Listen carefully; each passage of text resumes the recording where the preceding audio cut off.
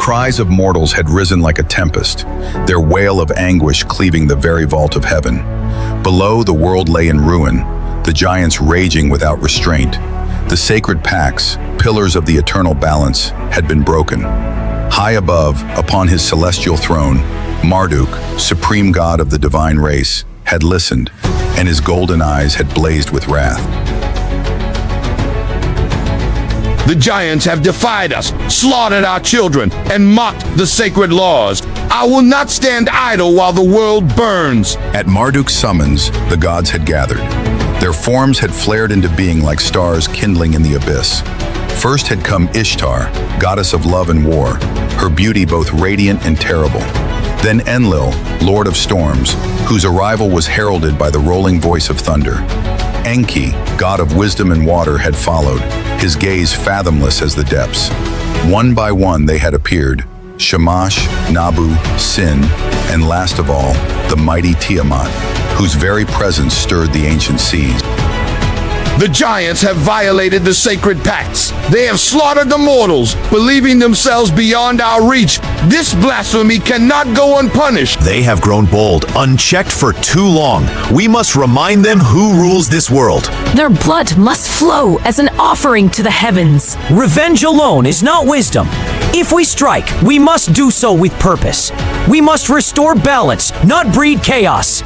Then we shall strike with precision. Anzu, our greatest warrior, shall lead the divine army. He will drive them back and remind them of the might of the gods. The celestial legions gathered, their armor blazing with the light of the stars. Yet Anzu, the chosen leader, was not among them.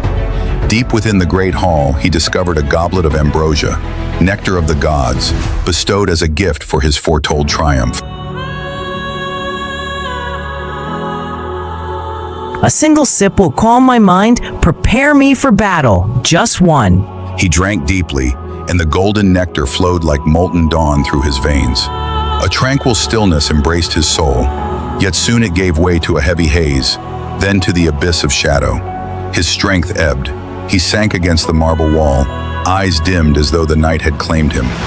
Beyond the hall, the legions stood beneath the heavens, awaiting their lord in silence that stretched like eternity.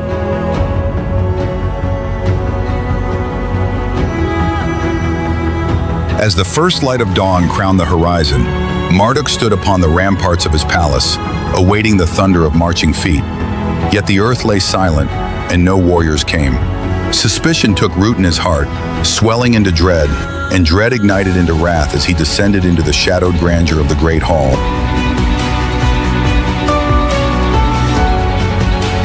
Here lay Anzu, the goblet cast beside him, his chest rising with the heavy tides of a drunken slumber, as though the weight of forgotten ages pressed upon his dreams.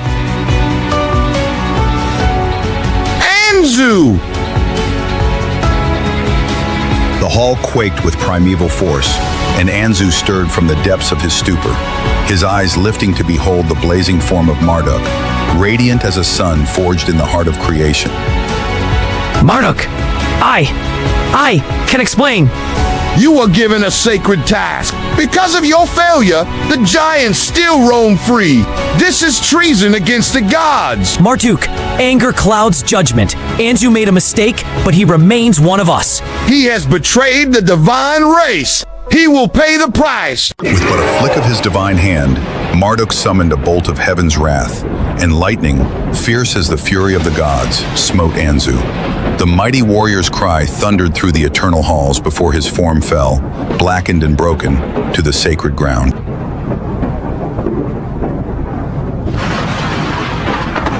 Anzu!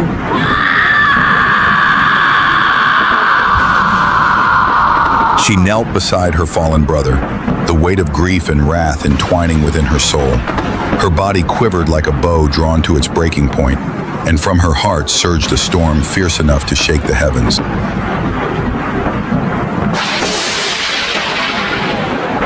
You have gone too far, Marduk. This is unforgivable. The gods stood in solemn silence, the gravity of Marduk's decree pressing upon their immortal hearts.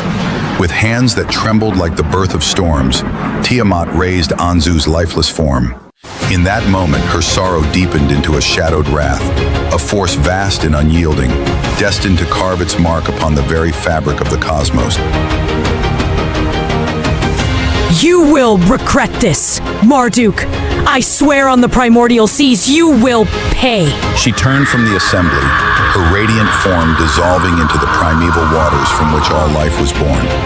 In her departure, she bore within her the seed of an ancient tempest, one destined to rise in an age yet uncounted, to rend the firmament and challenge the thrones of heaven.